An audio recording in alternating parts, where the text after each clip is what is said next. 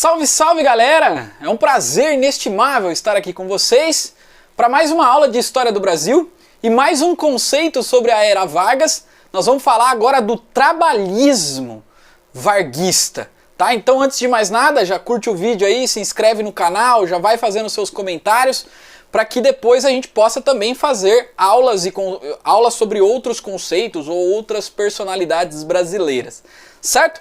Bom, vamos falar do trabalhismo. Esse é um conceito bastante importante, inclusive que move algumas frentes políticas no Brasil atual, tá? Essa corrente é uma corrente que foi fundada com Vargas, mas transpassou vários outros governantes brasileiros, sobretudo o Jango, por exemplo, né? E hoje alguns políticos encarnam essa política efetiva e defendem essa política no dia a dia.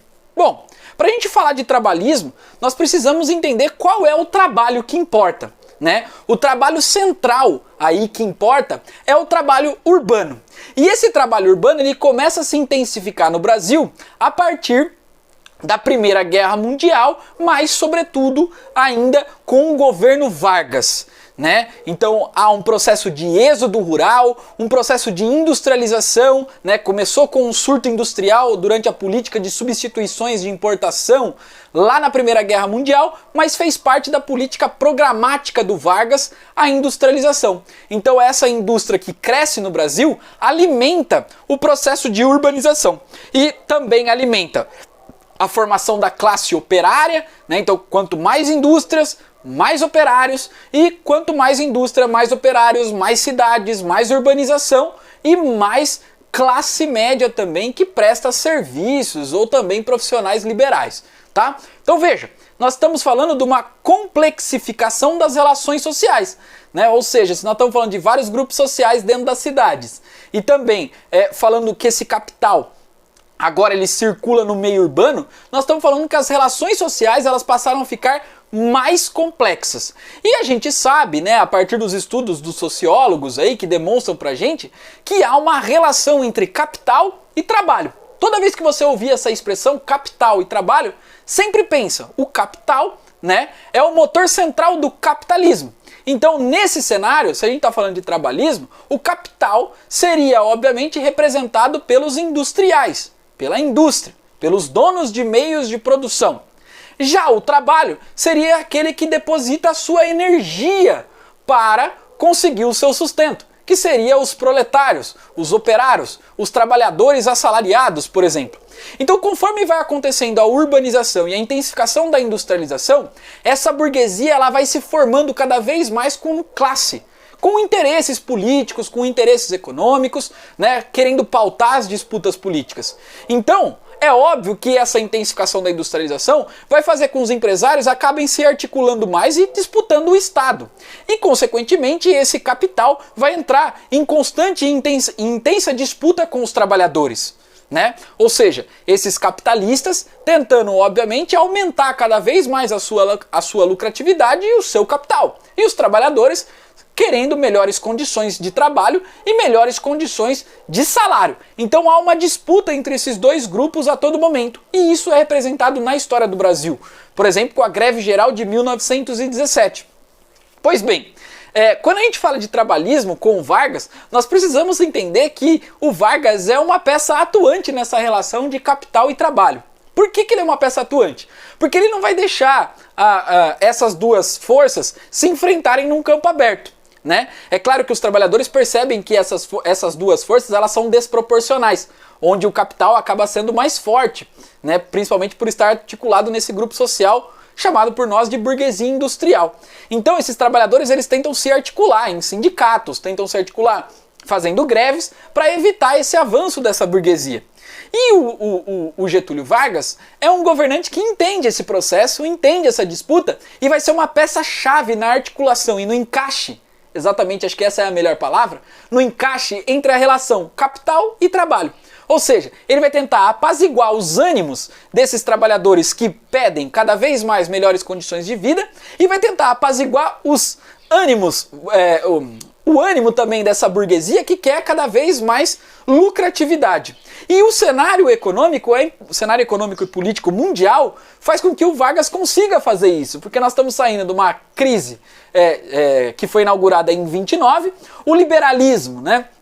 É uma corrente ideológica e política que está em queda na década de 30, e o Vargas então passa a ser um cara que vai intervir ativamente nessa política econômica. Então o Vargas seria um intervencionista, né? Onde o trabalhismo passa a ser fundamental para a sustentação do populismo varguista também. Tá? Então ele faz essa mediação de capital e trabalho. Pois bem, como que ele faz a mediação com os burgueses industriais? Né? Quando o Vargas, por exemplo, cria tarifas e barreiras alfandegárias para produtos de fora, ele cria um terreno fértil para a indústria. Isso agrada a burguesia, que tinha muita dificuldade em construir o seu capital na República Oligárquica, onde tinha uma política mais liberal para importação e exportação. Tá? Ele também oferece subsídios tributários para os industriais, ou seja, paga-se menos tributo. Tá? E para os trabalhadores, o Vargas oferece uma série de direitos reconhecidos em leis, né? Como, por exemplo, o que a gente chama de leis trabalhistas, como o salário mínimo. Então, os industriais teriam que pagar uma determinada quantia mínima por determinadas horas de trabalho máximas diária, que seria 8 horas por dia, somando 44 horas na semana, contando 4 no sábado. É claro que também poderia aumentar com horas extras, tá? A carteira de trabalho, que seria como se fosse a identidade do trabalhador e o registro histórico da onde ele trabalhou. Então isso mostra a ordem do trabalhador, né? Quais são as suas qualidades e também quais são as suas não qualidades que foram registradas ali. Certo? Então isso poderia ser benéfico para o trabalhador, mas também poderia ser ruim para o próprio trabalhador, caso ele tinha alguma falta grave, estava registrado na sua carteira. Né? O descanso semanal remunerado, ou seja, agora aos domingos, por exemplo, tinha o descanso desse trabalhador, a justiça do trabalho, que vai passar a regular as relações de trabalho, e depois que foi criada a justiça do trabalho, onde vai ter juízes especializados para fazer a mediação entre capital e trabalho, ficou então criada uma necessidade histórica para o Vargas. E qual é essa necessidade histórica? De reunir todas essas leis trabalhistas que ele mesmo criou, que já vinha anteriormente a ele, dentro de um código, né, de um código de leis para facilitar a vida dos magistrados e também para ficar de fácil entendimento para os trabalhadores e para a burguesia. Então o que ele faz? Ele reúne todas essas leis, né, e cria mais algumas para estruturar o trabalho no Brasil, o trabalho urbano, e cria o que ficou sendo chamado de CLT, a Consolidação das Leis Trabalhistas em 1943. Né? É uma medida extremamente populista. Se você não sabe o que é o populismo, vá assistir essa aula que eu falo um pouquinho sobre isso. Né? Mas é também uma característica muito importante para a vida dos trabalhadores, que acaba estabelecendo com critério quais serão os aspectos sociais que podem regular o trabalho. Certo?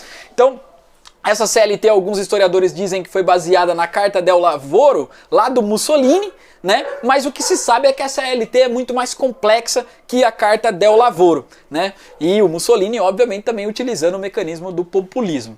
Beleza? Como que ele fazia isso, né? Ele só assinava as leis trabalhistas e pronto? Não, esse trabalhismo também precisava alimentar, obviamente, a propaganda e a identidade do Getúlio Vargas como pai dos pobres. Então aí tem um papel importante o DIP, que é o Departamento de Imprensa e Propaganda, que depois vai ser utilizado também para fazer censura no Brasil, mas que tem como principal objetivo nesse momento criar uma identidade de pai dos pobres para o Getúlio. Tá? Então o Getúlio Vargas é esse cara que consegue conciliar esses interesses, fazer uma conciliação de classes, e, consequentemente, a burguesia não fica brava com Vargas, com o salário, né, com a carteira de trabalho, com o descanso semanal remunerado, as férias e a CLT, porque a burguesia está em expansão. Né? E essas leis trabalhistas, elas seriam só para um grupo pequeno da população, que seria os trabalhadores urbanos. Mas o que se sabe, então, é que essa forma do político se relacionar com o capital e trabalho, mediado pela institucionalidade, ou seja, mediado pela presidência, pelo governante, foi uma prática política bastante corriqueira no Brasil, principalmente feita também pelo João Goulart, e que depois novos políticos também vão tentar encarnar essa política no seu programa de governo, nas suas práticas políticas atuais. Beleza, gente? Trabalhismo, então, fica assim. Um abraço para vocês e, se você quiser, agora assiste a aula de desenvolvimentismo, muito importante também, que vai estar aqui no canal. Valeu, comenta aí, se inscreve no canal e deixa o seu like.